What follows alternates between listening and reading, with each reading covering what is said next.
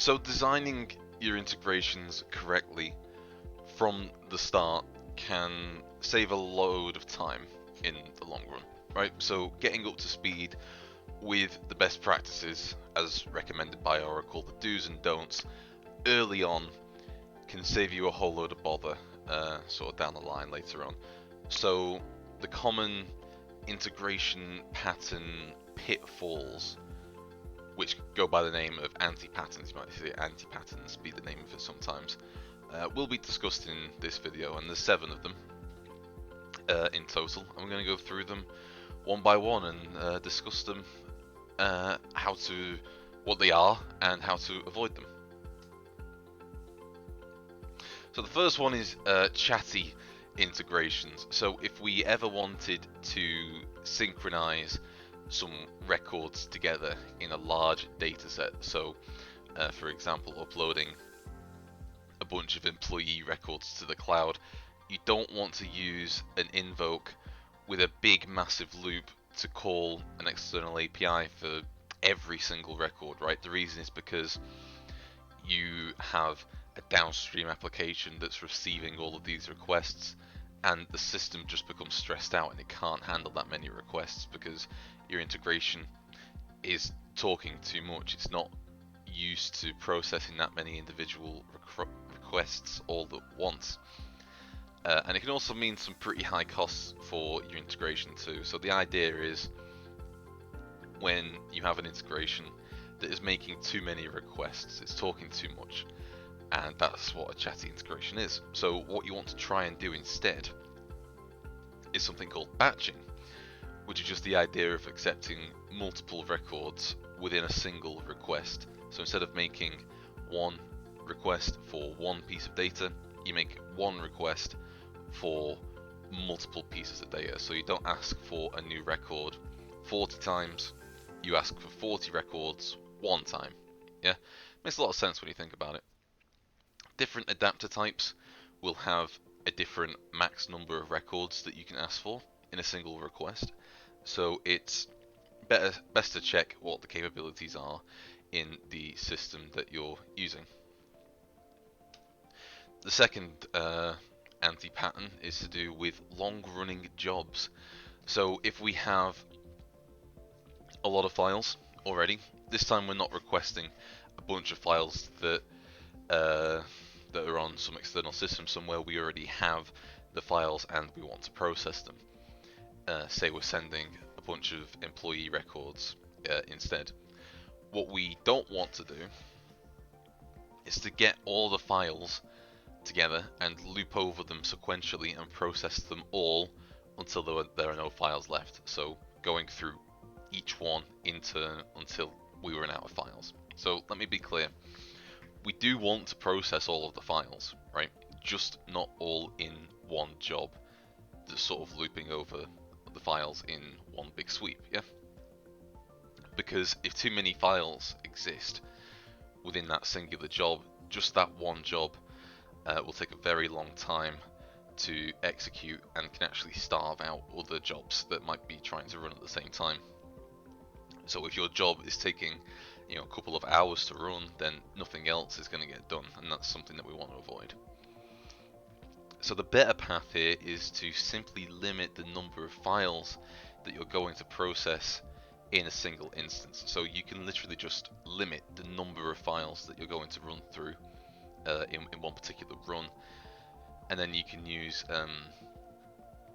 a schedule integration, schedule parameters to remember the last processed file and then process more files from that set in the next run. So schedule integrations are pretty good at remembering which file was last processed. So you could say process 50 files, you finish the run, you start a new run, another 50 files, and you repeat it like that. And so the runs don't last that long. So you repeat the same thing multiple times, but when you break it up like that, it's less likely to fail as a complete structure.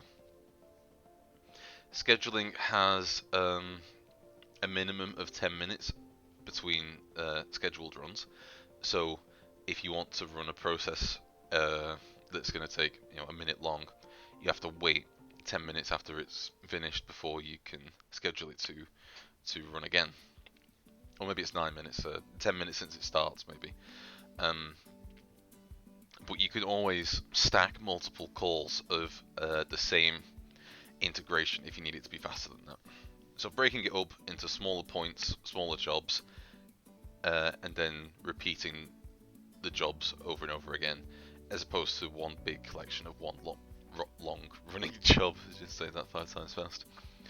Okay, point 3 is complex synchronous integrations. So this one is to do with sort of how complicated your integration are, and you see the example picture here. It's a little bit low res, this picture, but I think you can sort of get the idea. What you don't want is these really long chains invoking all of these processes. In contrast to the one before, we were talking about long bits of data to run through. This is talking about long integrations themselves, right? So lots of processes, lots of invokes going on here, lots of ideas darting about all over the place, and it's just a bit too much. It's a bit hard to follow, right? Your whole process from start to finish is just straining all of these systems way too much, and ideally you don't want the entire integration to take longer than a couple of minutes, really, like not much longer than 2 minutes in most cases. Actually, if it takes longer than 5 minutes, it gets reported as a stuck thread in Oracle's server, and I'm sure you can imagine that you don't really want that to happen. We just want to avoid large integrations like this with a large number of invokes and other just junk in the system, right? Or else it's just going to starve other integrations again, and we run into similar problems as we mentioned before already. So, how do we solve it? What do we do? There's a couple of things we can do here. The most obvious one is to essentially just split up your integration into multiple parts and then have a parent integration, if you like, do some of the processing first before sending out the response, and then trigger separate integrations for the other processing logic. So sending out a request takes a lot of time, so you want to try and do all the calculations and stuff beforehand, and then send out the requests and the invokes and things like that. So you could do that, or you could do things like using external APIs to replace multiple fine-grained calls, or something along those lines. But the main idea to get across here is just not to have any synchronous integration that lasts more than about 2 minutes. The less the better, really. If you get it below 1 minute, that's also probably wise. Number 4 then is duplicate connection components. So as developers, we define our own connections, and if we're sharing the same environment with other people, it can become the case that multiple integrations exist that are essentially doing the same thing, but are essentially duplicate connections, and having a high number of duplicates that are sort of doing the same thing can make things difficult to manage when it comes around to updating endpoints and stuff like that. So the way around this, and the recommendation from Oracle, is to have one person in particular to create sort of like the essential connections, the essential integrations as well, to ensure the same types are not being created and we can avoid duplicates, and also to establish a naming convention and maintain the convention, so that if a set of integrations is already in existence, that we don't go and make the same integration again. And if we stick to naming conventions, Oracle Integration Cloud will tell us, oh, there's already an integration with that name. So we go off and use that one instead, and we avoid duplicate connections. So that's an important one as well. Anti-pattern number 5 is reading too much data. So this is similar to the second one, but more about a specific large file.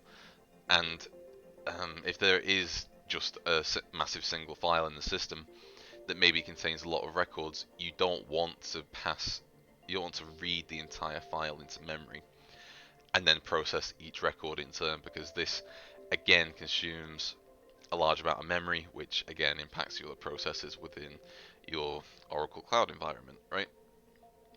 So we've got these images here. So the first thing to do is to copy the file using the download file operation, and then use the read file with segments operation instead of just reading the entire file all at once. So on the left here is how you probably shouldn't do it, because you've got your schedule, you've got your mapping here, and then read large files. So you've got your adapter here that takes the entire file in, loads the whole thing into memory, and then loops through each record and process it like that. This is how you don't want to do it for a large file. Instead, you want to try and read the file in segments so that it only loads each segment into memory as it's going through the process of the processing of each record, right? So again, you want to use the download file operation first, and then the read file in segments, and then do your for loops and processing your records and things like that. So you just end up reading the file. You just end up reading each sub file within each given segment, and these segments actually get processed in parallel automatically. So that's just something that the Oracle platform does. It uses multiple threads from a memory perspective, but it only brings in portions of the file into memory as needed whilst in that given segment. So it can process a large file essentially by breaking up into smaller pieces and processing it like that. So that's something you want to take into account if you're processing any large files. Okay, second to last point is requirement changes. So when we're talking about when we've started with our development process and we continue to develop, we have business requirements, and those will change over time as we do more development. And constantly adding more to the system as the requirements evolve is just something that's part of the job, right? The thing that we want to be wary of here is that once we've created an integration, we need to reevaluate said integration against the changing business needs after a given period of time to make sure that they're all still appropriate, right? We don't want integrations in our system that are old and unused, especially if they're scheduled integrations, because we might be running them when we don't need to, or they simply just might not work at all. We get errors and stuff like that.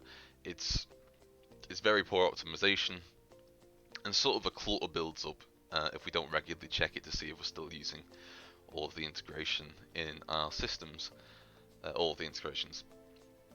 So the best practice then is to continually analyze the existing integrations that are in our system, and then deactivating integrations that are no longer relevant or required, even if it's just to schedule integrations that aren't needed as much at a lesser frequency. So for example, if files are generated monthly in the current state of the business, but originally it was every couple of minutes, you might have a schedule integration set up to still run every few minutes, but that's not appropriate anymore. So there's room to streamline here. And the last one, never eat pears. This one's got nothing to do with integration, but pears are too squishy. Always make your chin wet. That's important. Write that one down. But these are some of the best practices when it comes to integration. Most of these you might have been doing already, but they're all reasonable suggestions to help you with your time in Oracle Integration Cloud. Thanks for listening.